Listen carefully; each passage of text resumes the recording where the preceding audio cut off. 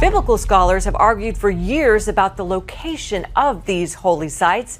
Now, one man says he might have found them. The debate is over. The location of Mount Sinai is no longer a theory. A groundbreaking drone mission armed with unprecedented ground-penetrating radar has just scanned the one site that has been the subject of intense speculation and government restriction, Jabal al-Lawz in Saudi Arabia. Saudis do block off these archaeological sites that we believe are linked to Moses and the Exodus, which prevented really high-quality video and photos from coming out to the outside world. We're not just talking about blurry images or circumstantial evidence. We're talking about a clear three-dimensional map of what's hiding inside the mountain. And what's in there is not natural. It's an impossible anomaly that perfectly matches ancient descriptions of a divine encounter. The Mountain of God. For generations, the world has accepted a simple story. Pilgrims, tourists, and historians have traveled to the Sinai Peninsula in Egypt to visit Jebel Musa, the mountain widely believed to be the biblical Mount Sinai. You see, it's a site steeped in tradition, supported by centuries of belief. But not all things are what they seem. The most shocking fact is that for decades, a growing number of archaeologists, explorers, and theologians have been saying that everyone is looking in the wrong place. The thing nobody tells you is that the biblical description of Mount Sinai just doesn't fit the Egyptian location. The Bible describes a mountain that was altogether on smoke because the Lord descended upon it in fire. It speaks of a massive encampment at its base and a location in the land of Midian. The problem? Jebel Musa shows no signs of this large-scale volcanic or thermal activity. And to put it mildly, its location doesn't quite line up with ancient maps of Midian, which was in what is now modern-day Saudi Arabia. This is where the story takes a wild turn. Across the Gulf of Aqaba, deep within the Kingdom of Saudi Arabia, lies a mountain that fits the description perfectly, Jabal al-Lawz. This mountain is different. Its highest peak is a dark, almost black granite, standing in stark contrast to the light-colored rock of the lower sections. It looks scorched, as if it was subjected to an unimaginable heat. And you can see this everywhere at the summit. For years, the Saudi government heavily restricted access to this area, fencing it off and declaring it an archaeological site. This only fueled the intense speculation. Why hide it if there's nothing there? Many people are crazy about the story of Ron Wyatt, an amateur archaeologist who, in the 1980s, claimed to have secretly visited the site. He returned with incredible stories and photographs of a massive split rock that looked like it had gushed water, an altar-like formation with petroglyphs of bulls and other markers that seemed to align perfectly with the Exodus story. Of course, mainstream archaeology dismissed him. They called his findings amateur and his conclusions baseless, but the evidence was tantalizing. What many overlooked was that the sheer volume of circumstantial evidence was becoming too much to ignore. This wasn't just one clue, it was a dozen, all pointing to this one forbidden place. The core of the mystery became clear. Could the most important mountain in religious history be hidden in plain sight, guarded by a foreign government? The Doubting Thomas Research Foundation, among others, picked up where Wyatt left off, compiling more and more evidence. The pressure was building. With modern technology, the question was no longer if we could find out the truth, but how. Satellite imagery could only show so much. What was needed was a way to look inside the mountain, to peer beneath the scorched rock and sand. That's when a secret project funded by a group of wealthy private investors fascinated by the mystery began. The plan was audacious. Build a drone with next-generation ground-penetrating radar, fly it illegally into Saudi airspace, and scan the mountain to finally settle the debate once and for all. This was a mission that, if discovered, could cause an international incident. But for the team behind it, the truth was worth the risk. But the technology they were about to unleash was beyond anything the public had ever seen. Footprints of the Exodus. Before a single piece of high-tech equipment ever flew over the Arabian desert, the case for Jabal al-Lawz was already incredibly compelling. The evidence on the ground, documented by the few brave enough to venture there, reads like a checklist taken directly from the pages of the Bible. The most obvious and visually stunning clue is the blackened peak. You see, it's not a subtle discoloration. The top third of the mountain is made of a dark granitic rock that looks like it's been burned in a colossal furnace. Geologists have tried to explain it as a natural formation, but what many overlooked is how this phenomenon is isolated to this specific peak and how perfectly it matches the biblical account of God descending in fire. It's a jaw-dropping sight. Then there's the split rock. About a mile from the mountain is a truly bizarre geological feature. A massive boulder standing about 60 feet tall is split clean down the middle with a gap wide enough for a person to walk through. At its base, there are clear signs of massive water erosion, as if a river once burst forth from the rock itself. This perfectly mirrors the story of Moses striking the rock at Horeb to provide water for the Israelites. The thing nobody tells you is that this is in the middle of an arid desert. There are no rivers or other water sources nearby that could have caused this kind of erosion over time. It's an anomaly that defies conventional explanation. Many people are crazy about the altar and the petroglyphs. At the foot of the mountain lies a large pile of rocks that appears to be man-made, an altar. Surrounding it are numerous petroglyphs, ancient rock carvings.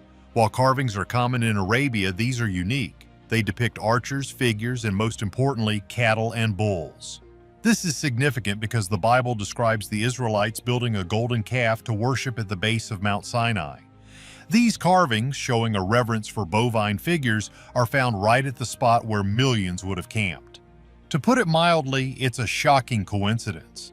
Adding to this, explorers found what appear to be the remains of 12 stone pillars, matching the 12 pillars Moses was said to have erected to represent the 12 tribes of Israel.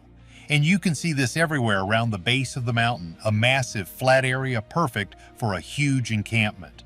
We're talking about an area that could easily hold millions of people, along with their livestock, just as the Bible describes. This is a crucial detail that many other proposed sites for Mount Sinai lack. Jebel Musa in Egypt, for instance, simply doesn't have the space. The most shocking fact is that all of this evidence, the scorched peak, the split rock, the altar, the encampment area, exists in one single location. This isn't a theory built on one piece of evidence. It's a comprehensive collection of physical markers that align with the ancient text in a way that no other site on Earth does. For the secret team planning the drone mission, this wasn't a wild goose chase. They weren't just hoping to find something, they were going to confirm what they believed was already there, hidden just beneath the surface. But seeing inside the mountain would reveal something far stranger than carvings or altars. Project Eagle Eye. This was no ordinary drone. The team, operating from a discreet location outside Saudi Arabia, called their creation the Eagle. It was a custom-built fixed-wing UAV with a flight time of over 10 hours and a ceiling of 30,000 feet, allowing it to fly high above commercial airspace, virtually invisible to conventional radar. But its real secret was the payload it carried. It was a brand new form of ground-penetrating radar, or GPR. You see, standard GPR can penetrate a few dozen feet into the ground. It's used in construction and archaeology to find pipes or buried ruins. The Eagle's GPR was different. It used a combination of ultra-low frequency radio waves and a quantum resonance imager, a technology so advanced it was considered experimental even by the military. The result? It was, to put it mildly, like having an MRI for the Earth. It could scan through more than 1,000 feet of solid rock. This was a power increase of not just 10 or 20 times, but over 100 times what was commercially available. The thing nobody tells you is that this kind of tech has the power to make nearly any secret buried underground visible. For the team, this meant they could map the entire interior of Jabal al-Lawz. They could see caves, voids, water sources, and even different densities of rock, all from thousands of feet in the air. What many overlooked was the immense risk. A mission like this required perfect weather, a flawless flight path to avoid Saudi military patrols, and for the technology to work without a hitch. The launch was tense. On a moonless night, the Eagle took off, a silent shadow against the stars. It crossed the border undetected, its sophisticated electronic countermeasures masking its presence. For hours, it flew a precise grid pattern over Jabal al-Lawz and the surrounding area, its powerful radar pulsing downward, sending back terabytes of raw data. The team watched their screens, their hearts pounding. The first passes were over the plains at the mountain's base, confirming the geology was perfect for a massive encampment.